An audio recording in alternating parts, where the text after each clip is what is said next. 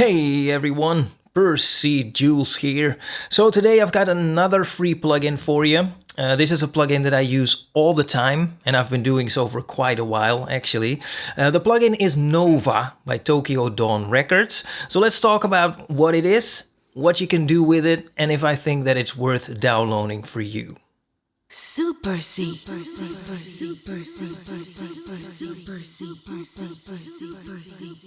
Okay, now as I mentioned, the plugin is free to download. I will leave a link in the description. Now the link will take you to this page. And if you scroll down a little bit, then here you can choose your installer. And well, the install procedure is pretty straightforward. Now once you've downloaded it, this is what it looks like. Okay, but what is it? Well, they themselves call it a parallel dynamic equalizer.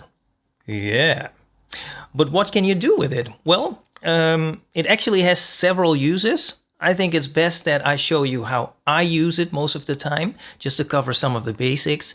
And then we're going to talk a little bit about some other uses as well. Okay, now for this example, I've prepared a little loop. I'm going to play it. Now, especially pay attention to the kick and the bass. Now, these two traditionally very often occupy some of the same frequencies, and that can lead to some issues, or at least it can leave some room for improvement. Okay, now I've also put a spectrometer on both the kick and the bass, so you can also visually see that they're actually overlapping in certain areas. Okay, let's go.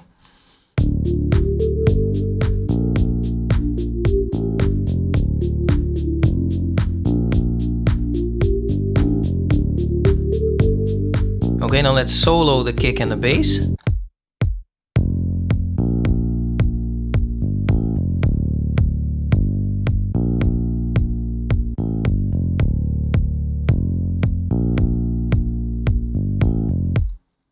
Now I have to say it's not even that bad in terms of masking each other, but I still think I can give the kick a little bit more space just to cut through the mix a little bit better. Now there are several ways we can do that. One way, for example, would be to use an EQ. Another way would be to use compression, but we could also use a dynamic EQ. Now what is a dynamic EQ? It's kind of the best of both worlds. So at its core, it's basically just like a normal EQ. The difference is that the EQ settings are not necessarily constantly active. And if or to what degree they're active, that depends on something else. And that something else might be the signal that you're applying the EQ settings to, or it might also be a signal coming from another track. And that's exactly what we're gonna do here. All right, now first thing to do, let's first find a frequency on the kick drum that we kinda like. All right, now let's first solo the kick drum track. Let's open an EQ on the kick drum track. And now I'm gonna play it and we're just gonna search for a frequency that we like. Okay, let's go.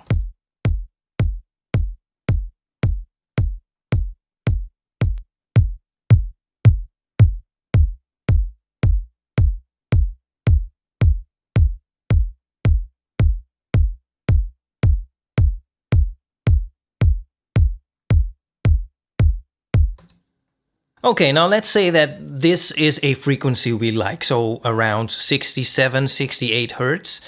All right, let's close this EQ, unsolo the track, and now let's go to the bass track over here and open an instance of Nova.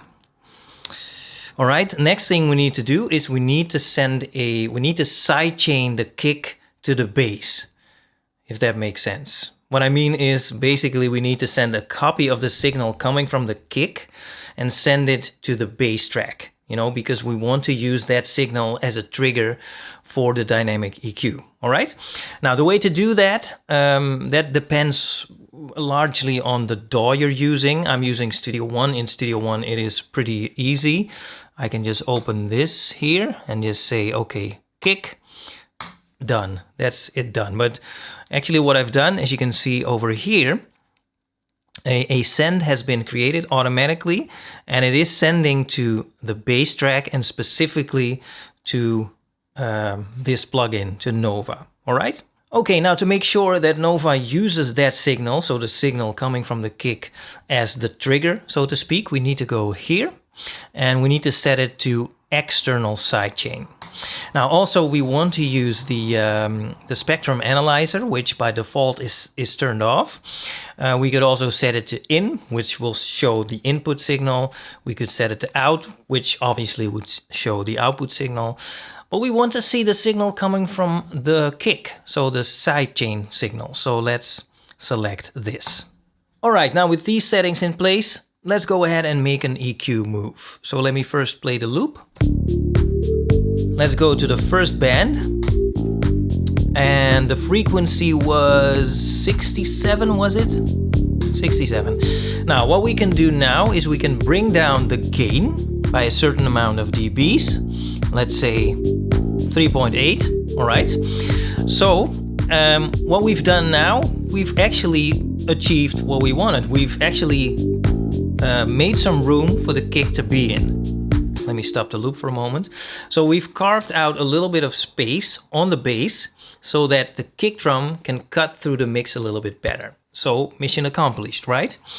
The problem with this is, or the potential problem, is that also when the kick doesn't hit, the bass is cut by 3.8 dB at 67 Hertz, and we might not want that. We kinda not want to make this cut unless the kick hits. So we want to make this conditional, and a dynamic EQ is perfect for that. So let's first bring up the gain back to 0, and let's activate the dynamic processing by clicking this threshold button. And this will activate some parameters that you might recognize from a standard compressor, basically. Okay, now let's make some changes first. So ratio, let's say 3.5 by 1. Let's bring the attack all the way down. And let's set the release to, what, 25, something like that? All right, okay. What I'm gonna do is, again, play the loop, and I'm gonna bring down the threshold until it sounds good to me. All right, let's go.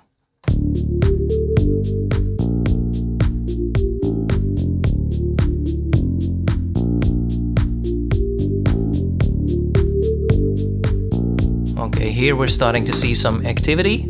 Let's bring it down even more.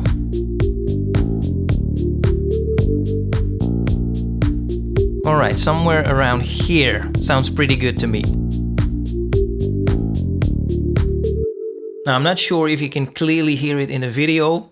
Not really important, it's about the idea. So let me explain what is going on. In this situation, whenever the kick hits, a copy of that signal is sent to this plugin, and whenever that exceeds the threshold, which is minus 26.1 dB, the EQ is activated. And to what degree it affects the sound, that depends on by how much the threshold is being exceeded. But anyway, what happens now is that whenever the kick hits, the bass is being reduced. The volume on the bass is being reduced around 67 Hertz by a certain amount, and thereby opening up some space for the kick. Now, of course, you can get a similar result by using just a standard compressor.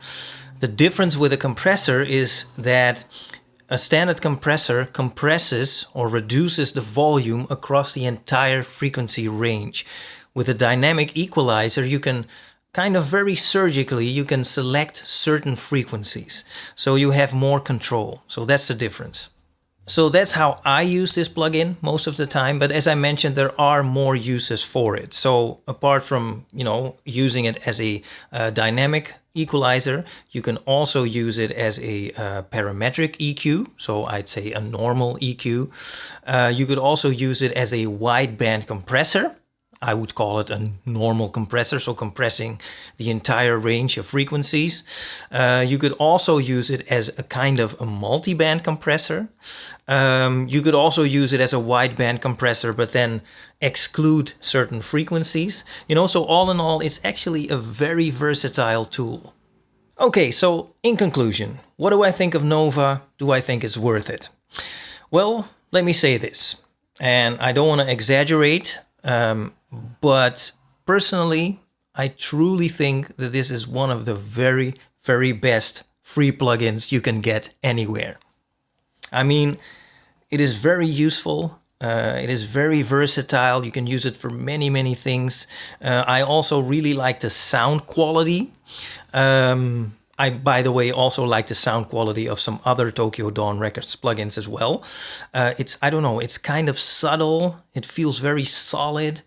It's kind of hard to explain. But anyway, all in all, you know, it's good quality. It's very versatile. And on top of that, it's absolutely free. By the way, there's also a gentleman's edition, as they call it, which is not free, but it will give you some more options if you need it. So that's about it from me about Tokyo Dawn Records Nova. Go check it out for yourself if you like, and let me know what you think about it. Leave a comment below. For now, thank you for watching, and I will talk to you in the next video.